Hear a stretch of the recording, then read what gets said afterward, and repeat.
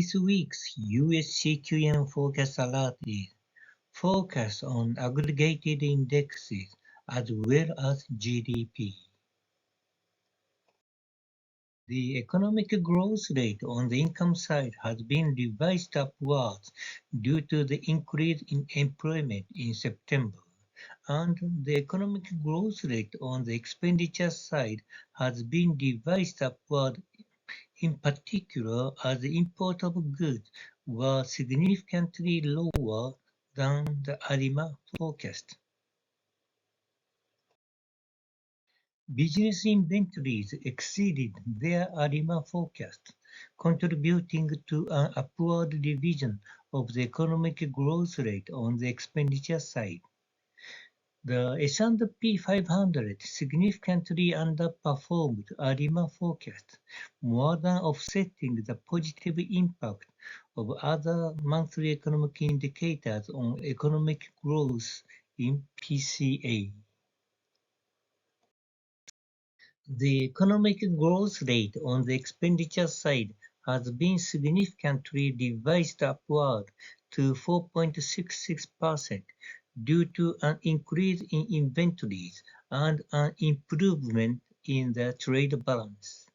The economic growth rate on the income side has been revised slightly upward to 2.06%. When making economic judgment, it is important to discern whether the downward trend in the economic growth rate has been reversed or not. The GDP price deflator was revised downward by 0.08%, contributing to the upward revision of the economic growth on the income side. It can be assumed that the upward trend in inflation will continue. As for PCA forecast, economic growth was revised slightly downward to 2.39% as the S&P 500 decline in September more than offset the positive impact of the other economic indicators on the economic growth. The economic growth rate was close to that on the income side of CQM. The GDP price deflator forecast by PCA is close to that by CQM. The growth rate is less than 2.5%. The aggregated indicators show that the economic growth rate in terms of GDP in 2023 Q3 is dependent on a decrease in import and a significant increase in export.